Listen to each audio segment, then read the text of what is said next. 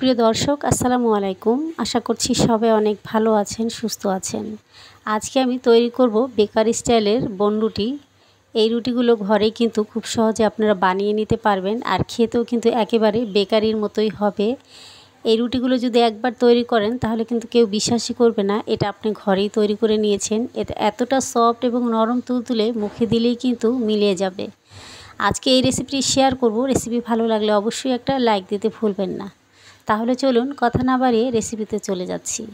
প্রথমে এখানে আমি 1.5 কাপ পরিমাণের মতো ময়দা নিয়ে নিচ্ছি, চাইলে কিন্তু আটাও নেওয়া যাবে। এরপর দিয়ে দিচ্ছি আমি 1/3 কাপ পরিমাণ গুঁড়া দুধ। গুঁড়া দুধটা দিলে কিন্তু খেতে অনেক ভালো লাগে। এরপর এখানে আমি 3 টেবিল চামচ পরিমাণ চিনি দিয়ে দিচ্ছি। এখন দিয়ে দিচ্ছি 1 চা চামচ পরিমাণ এগস। এরপর স্বাদ মতো একটু লবণ দিয়ে দিলাম। এখানে আমি 3 টেবিল চামচ চিনি ব্যবহার করেছি। মিষ্টির পরিমাণটা আপনারা যে যেমন পছন্দ করেন সেভাবেই কিন্তু বাড়িয়ে কমিয়ে দিতে পারেন। এখন এখানে দিয়ে দিচ্ছি একটা ডিম। ডিমটা যদি ফ্রিজে থাকে অবশ্যই 10 মিনিট আগে বের করে রাখবেন। এরপর ডিমটা এখানে দিয়ে দিবেন। এখন সব কিছু একটু হাত দিয়ে ভালোভাবে মিশিয়ে নিতে হবে।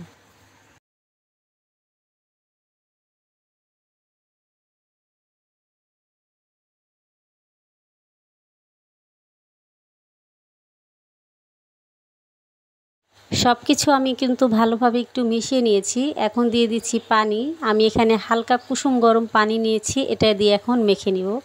অবশ্যই এখানে হালকা কুসুম গরম পানি অথবা দুধও দিতে পারেন, দিয়ে এরপর এই ডোটাকে মাখিয়ে নিতে পারেন। তো আমি এখানে অল্প অল্প করে পানি দিব, এরপর মেখে নিব। পানিটা একেবারে দিবেন না, যেহেতু এখানে ডিম দেওয়া আছে, তাই পানির পরিমাণটা একটু বুঝে শুনে এরপর দিতে হবে। সব কিছু ভালোভাবে আমি একটু মেখে নিয়েছি। এখন এই জায়গাটা একটু নরম মনে হচ্ছে, আমি এখানে একটু তেল দিয়ে দিব, তাহলে কিন্তু হাতে আর লেগে আসবে না। তো আমি এখানে 2 টেবিল চামচ পরিমাণ তেল দিয়ে দিচ্ছি। তেলটা দিয়ে খুব ভালোভাবে মেখে নিব। এই ডোটা যত ভালো করে মথে নেবেন এই রুটিটা কিন্তু ততই সফট হবে। এখানে আমি তেল ব্যবহার করেছি, চাইলে কিন্তু আপনারা বাটারও ব্যবহার করতে পারেন। তো ভালোভাবে ডোটা কিন্তু মেখে আমি সফট করে নিয়েছি। এখন ঢেকে রেখে দিব 2 ঘন্টার জন্য রেস্টে। 2 ঘন্টা পর আমি ঢাকনাটা উঠিয়ে নিচ্ছি। তো দেখতেই পাচ্ছেন ডোটা কিন্তু অনেকটাই ফুলে ডাবল হয়ে গিয়েছে। আপনি চাইলে এই ডোটা মেখে যে কোনো গরম জায়গাতে অথবা চুলা জ্বালিয়ে চুলার পাশে কিন্তু রেখে দিতে পারেন, তাহলে কিন্তু এইভাবে ডোটা খুব তাড়াতাড়ি ফুলে উঠবে। তো এই ডোটা দিয়ে এখন আমি রুটি তৈরি করে নিচ্ছি। এখন ডোটা আমি এই বোর্ডের উপরে নিয়ে নিচ্ছি। এরপর ডোটাকে আরও 2 থেকে 3 মিনিটের মতো আমি কিন্তু ডলে নিয়েছি। এখন এই ডোটা আমি কয়েকটি ভাগে ভাগ করে নিচ্ছি।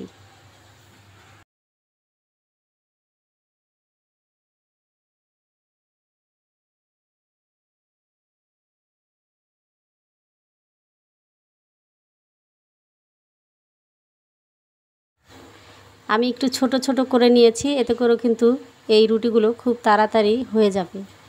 তো এইভাবে করে একটু ঘুরিয়ে ঘুরিয়ে গোল একটা বলের মতো শেপ দিয়ে দিলাম। তো রুটির সাইজটা আপনাদের পছন্দ মতো ছোট অথবা বড় করে নিতে পারেন। তো আমি এভাবে করেই তৈরি করে নিচ্ছি। আজকের এই বনরুটিগুলো আমি ওভেনে দিয়ে বেক করে নিব। চাইলে কিন্তু আপনারা সেমভাবে চুলাতে দিয়েও বেক করে নিতে পারেন, যেভাবে আমরা কেক বেক করে থাকি। অথবা আমার চ্যানেলে চুলাতে কিভাবে রুটি তৈরি করে নেবেন সেই রেসিপিটিও দেওয়া আছে, চাইলে কিন্তু আপনারা সেটা একবার দেখে নিতে পারেন। একইভাবে সবগুলো আমি তৈরি করে নিয়েছি।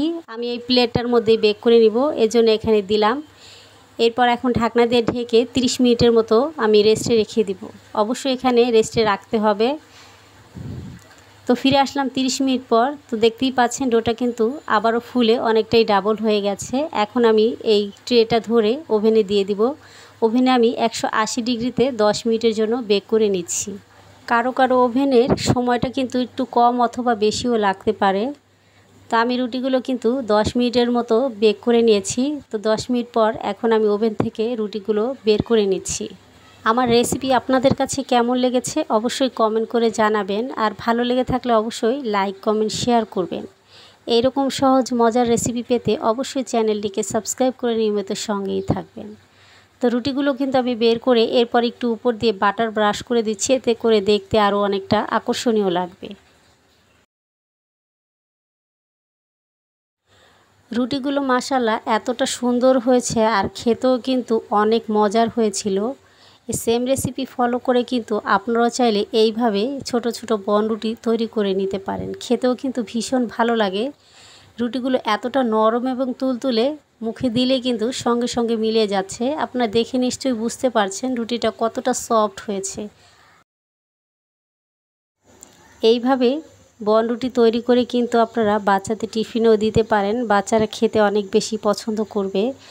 শুধু বাচ্চারা কেন, বড়রাও কিন্তু আমরা এই রুটিগুলো অনেক পছন্দ করে থাকি। বিকেলে চায়ের সঙ্গে কিন্তু সবাইকে পরিবেশন করে দিতে পারেন। সবাই খেয়ে কিন্তু বিশ্বাসই করবে না যে এই রুটিটা আপনি ঘরেই তৈরি করে নিয়েছেন।